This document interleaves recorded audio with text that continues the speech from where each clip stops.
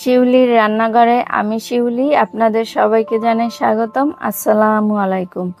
আজকে আমি খুবই সহজ করে অল্প মশলাতে গরুর মাংস রান্না করব, আর এর পুরো প্রচেষ্টা আপনাদের সাথে শেয়ার করব, তাই না টেনে পুরোটা দেখুন। গরুর মাংসটি রান্না করার জন্য প্রথমে আমি চুলাতে হাঁড়ি দিয়ে দিচ্ছি, এরপর নিয়ে নেব সরিষার তেল। আর রান্নাটি সরিষার তেল দিয়ে করব। নিয়ে নিচ্ছি পেঁয়াজ কুচি।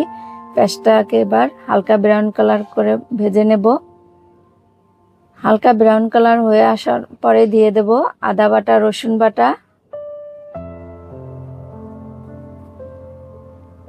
এরপর নিয়ে নিচ্ছি লবণ, এখানে স্বাদ মতো লবণ দিয়ে দিচ্ছি। এরপরে এগুলো দিয়ে ভালো করে একদম নেড়েচেড়ে ভেজে নেব যতক্ষণ পর্যন্ত আদা রসুনের উগ্র গন্ধটা চলে যায়। এগুলো ভেজে নেওয়ার পরে দিয়ে দিচ্ছি গরম পানি। গরম পানিটা দিয়েও মশলাটা ভালো করে আবারও কিছুক্ষণ বলক তুলে নেব। আর আজকের মাংসটা আমি রান্না করব তীরের মাংসের মশলা দিয়ে। আপনার ভাইয়া আসার সময় তীরের এই মাংসের মশলাটা নিয়ে এসেছে, বলছে আজকে গরুর মাংস খাবে, তার কাছে নাকি ভালো লেগেছে। এর আগে একদিন রান্না করেছিলাম, তাই ভাবলাম আপনাদের সাথেও শেয়ার করি। দেখুন এখানে 100 গ্রাম মশলা আছে, আর 1 কেজি মাংসের জন্য 20 গ্রাম মশলা লাগবে। আমি এখানে 1.5 কেজি মাংস নিয়েছি, এজন্য আমি 3 চামচ পরিমাণ মশলা ব্যবহার করেছি। এটা দিয়ে এবার ভালো করে কষিয়ে নিতে হবে। একদম পুরোপুরি কষানো হয়ে গেলে এরপরে মাংসগুলো দিয়ে উল্টে পাল্টে নেড়ে চেড়ে ভালো করে কষিয়ে নেব এটাকে।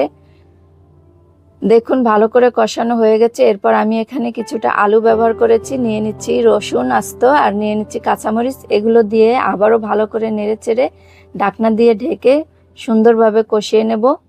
মাংসটা কিন্তু 3-4 বার ভালো করে কষিয়ে নিতে হবে। কষিয়ে নেওয়ার পরে এবার পুরো প্রসেসে রান্নার জন্য গরম পানি ব্যবহার করব। আর গরম পানি ব্যবহার করে এটাকে এবার রান্না করব। ঢাকনা দিয়ে ঢেকে দেব, মাঝে মাঝে নেড়ে চেড়ে দেব, দিয়ে একদম পুরোপুরি রান্না হওয়া পর্যন্ত অপেক্ষা করব।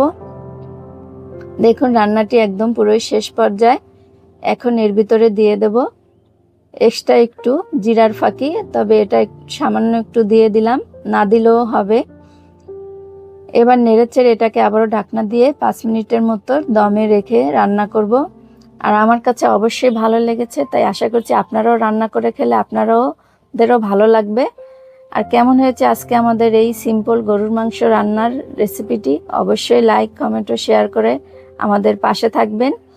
আর আজকের মতো এখানেই বিদায় নিলাম। আসসালামু আলাইকুম।